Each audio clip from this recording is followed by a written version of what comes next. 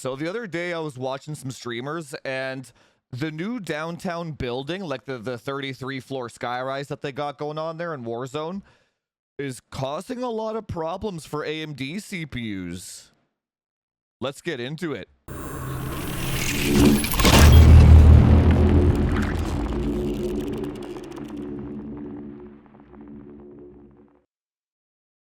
Hey guys, thanks for clicking on my clickbait thumbnail today.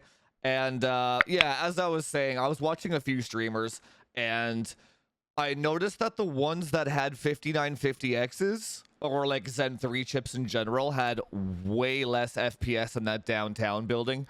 Some of them were down into the double digits, like 80, 90 FPS.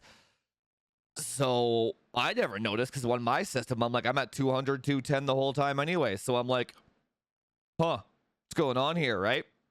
So I go on my wife's rig and I check it out, and yeah. Well, let me just show you a comparison. So to make this a little bit more fair, I'm running my 10900K right now on settings that any 10900K can run. 5.2 gigahertz on the core, 48 on the ring, 4000 C17 on the RAM. Literally every 10900K in existence can do this, okay? So this is not like my golden chip beating, like, you know what I mean? Like, it's not about that. It's about showing the deficiencies in the Warzone game engine when it comes to Zen chips. There's something about that downtown building that's hitting those Zen chips in, like, not improperly, however you want to call it. So this is what it is right now. This is what this is going to be, okay? Now, you guys know my wife's rig is the fastest 5950X rig that you can, it's the most highly tuned 5950X rig that's out there. So I'm leaving that at its max tune, right? So I'm going to put up a side by side here, and then I'm going to try and do a loop as close as possible. Okay?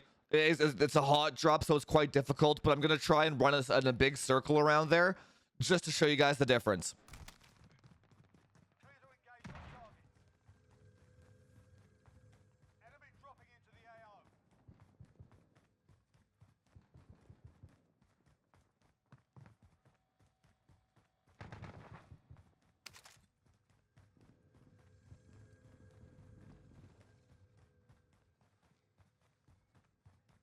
So, an average Joe Schmo 10900K, bottom of the bin, any one of them, can maintain about a 200 FPS minimum in that area, right? With basic overclocks.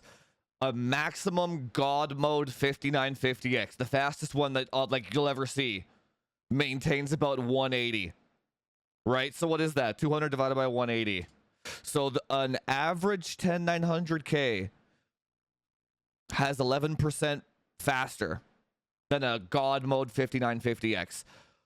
So the reason why this is important now is because this is the first time that we've seen a building like this in Warzone. It might not be the last. We don't know what the developers are going to do for future season, future events, etc., etc. So the video that I did previously, where it was like the 5950X is the fastest gaming Warzone, that's over now. It's gone. That's nullified.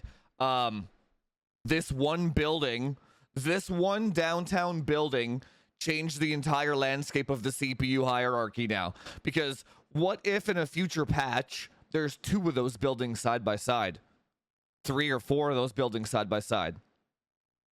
You're gonna want that 10900K now. Like this like, unless you want to spend all your time in farmland or a military base or storage, you know what I mean? If you want to be competitive in all areas, you need a 10900K now. The more buildings that they add, the more shit that they go on in there, you're going to need that lower latency CPU. So when you see those streamers now with 5950X is hitting like 140, 150 FPS in that downtown, those are just basic 5950Xs. Those aren't even tuned ones, right? So yeah, you're gonna see some really low ass FPS out of those Zen chips, and you're gonna see average 10900Ks soaring to the moon. It's very odd. So it is what it is, guys. Intel is back to having the crown again. This one patch changed everything. So for my wife's rig now, I'm gonna be giving her my old Apex. I've got a 5.3 gigahertz 100K on this thing, delidded. She will never see below 200 FPS ever again. If you like the content, or if you have any questions, hit that subscribe button. Do all that YouTube SEO stuff. Like, share, subscribe. Hit me up on Twitch if you have any questions about that. But as with anything in the hardware space, and especially with Warzone specifically, you gotta be like water. You gotta every single, like, just like how JGod tests every single gun, every single patch. You gotta test the different hardware combinations every single patch, because things about this game change way too often. And you gotta have an open mind, and you gotta be like water and change with the patches as they come. So anyway, guys, thanks for joining me, and I'll talk to you later.